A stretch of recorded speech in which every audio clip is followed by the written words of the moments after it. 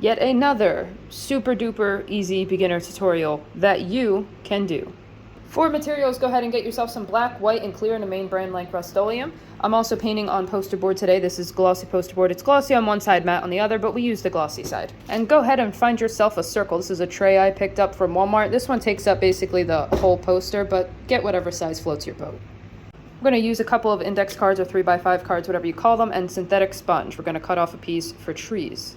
And one thing I don't talk about enough is safety. This is a paint respirator by 3M. This is really the only brand I trust when it comes to the respirators. And I know what you're thinking, Amethyst, you never use it. I always use this outside of my videos. The only reason I don't during my videos is because I'm doing live commentary and you're not going to be able to hear me when I have this on.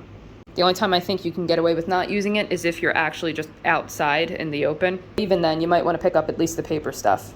Gloves are important as well. You should probably wear those. Anyway, I'm going to put my circle on the right side of my poster, and I'm just going to outline that. Now, what I'm going to do here is striped lines of black and white in pretty much any random fashion you want. If you want them to be like squiggly lines, you can make them squiggly lines. If you want to make them straight lines, you can make them straight lines. But I'm going to alternate pretty much between black and white throughout the entire circle. Paint is still wet, great. If it's not, use some clear coat to re-wet it. Now go ahead and take your hand or your fingers or whatever and just pick a way to swipe back and forth. I'm gonna keep it against the lines that we made so we get the best results, but you could also go with the lines that you made. Doesn't really matter which way you pick, but I think you get the coolest effects when you go against the flow of your lines. But I'm just gonna spray some white around the outside of our circle. I'm going to go ahead and shade on the opposite side, just over here. Now I'm going to wait a few minutes for this to dry. Once it's dry, you're going to go ahead and put your circle right over top of this. Make sure you get a lot of that highlight and all of your shading and everything looks good. And also make sure it's flat against your poster. Make sure there's no gaps or anything like that. If there are, weigh it down with something. Now we're just going to fill in basically all of this with black. Make sure you get around this stencil really nice. Actually, you can probably leave the bottom like quarter blank. We'll do that later. All right, now we're going to take some white and we're going to make a stripe. And this stripe does not have to be straight. It can be curved and it can be anywhere your heart desires it to be. The only thing we're going to do is hold it at a distance. Don't hold it too close to the poster and just spray. You want to do it against the planet? You can also do it against the planet. Okay, so for this painting, I guess I'll do 2 of them. The only thing I recommend is make sure you get as close to that stencil as possible. If you're not happy with your stripe or you want to touch up on it, well, just grab your black and touch up on your stripe. Maybe you want it to be more defined. That's cool. Maybe you want to get rid of that corner one that I'm regretting deeply. And I'm just going to redo all of it. I decided I want to stripe in this corner, just like that. And I'm going to have one over here, just like that. And while you still have your white, go ahead and spray some of that onto your finger. Flick to the side a few times, and then onto your painting to make stars. Before we move on to the next step, we'll lift up this stencil. And I'm actually very happy with that planet and how it turned out. Now take some black and spray to the side. It can be on an index card like this, or it can just be on the table, whatever you're comfortable with. Dip your finger in that, just like that. And this is really hard, so try to keep up. Don't blink. Boop. Boop, boop, boop, boop, boop. Asteroids. Just tap your finger everywhere, and the lighter you tap, the smaller it will be.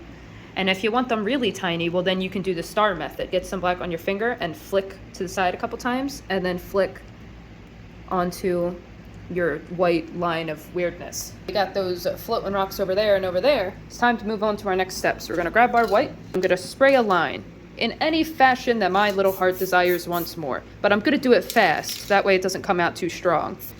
Boop, just like that. And this is going to determine our tree line. So I think I actually want my trees to go up here a little bit because my mind changes every 2 seconds. So I'm just gonna go ahead and add that, just like that. Now cut yourself off a piece of synthetic sponge. What you're aiming for is one side of your sponge to be rather sharp. So this piece sucks. I'm gonna cut off another one. What I'm looking for on the sponge is that sharp sort of edge. It can be difficult to see. Black off to the side again. Take your sponge using that sharp edge, and we're gonna dip that in the black. Now what we're gonna do is we're gonna go down to our white line that we made, and this is where our tree line's gonna be. I'm gonna use my pointer finger, and I'm gonna pull back the top of the sponge. And I'm gonna go ahead and just tap this down. I like to start from the bottom and work my way up. Just tap up in random places The more random, the better. Since I'm holding this up, it means less of the sponge is hitting that part of the poster. So we're getting that point. I want this to be filled in black. There's two ways you can go about this. If you're feeling confident, just use your can and spray there. This can is sputtering and giving me all sorts of problems, so that's not going to happen in my future today. So I'm just going to take the sponge and I'm just going to fill this in. We got a good deal of those trees and we're pretty close to the bottom of our paper. So I'm going to take some white, fast lined once again, right below our trees. Just like that. So now we have this faded, misty effect right under our tree line. It looks gorgeous. And you know what, while I'm at it, I'm gonna go put some white through the middle section of this bottom part. I'm also gonna take some black. And I'm gonna start from the bottom here so I don't do too much accidentally. But we're gonna make some water. And there are ways to do this if you don't have a straight edge. So that's the way we're gonna do. Totally not because I forgot to tell you guys we need a straight edge at the beginning of the video. Definitely not because of that. But we're gonna put some black around that and just leave it there for right now. Tear yourself off a piece of an index card and we're gonna use the flat edge. Have our clear coat. Now we're gonna spray over here on the left side. This is where I want some of my tall trees. And I'm gonna take my straight edge and I'm just gonna make a line, just a line. And this is gonna be our tree trunk, or basically just our reference so we don't make a really wild, crooked looking tree. And I think I'll do 2 trees right next to each other. Spray some black to the side again, and we're gonna use that synthetic sponge, and this time we're gonna curve it the other way, like this. And we're gonna hold it like this. That and the black, and I'm gonna start from the top here, and barely touching the poster. Starting from the top, and I'm gonna work my way down, slightly putting more pressure onto the paper with my sponge. And I'm also gonna go in like a Z pattern, so I'm going down right, now I'm gonna turn and go down left, down right, down left, down right, and down left. And I'm also coming out a little bit more the further I go down. And then you might have something looking like that, but that's all right, because it does look kind of empty and naked in some spots. Just go back over in some of those spots. Tap your sponge down. The thing about painting nature, why I like painting nature so much, is you can be really random and you can make mistakes. It doesn't have to look perfect because nature itself is not perfect. Trees can look pretty funky sometimes. So don't stress too much. Once you're done with your trees, go ahead and clear coat this bottom area, which is where our water's gonna be. Just gonna use our finger and we're gonna swipe back and forth. Take my sponge again. And to possibly even be more random, at the top of our water line, I'm just gonna smack that down. We have land basically.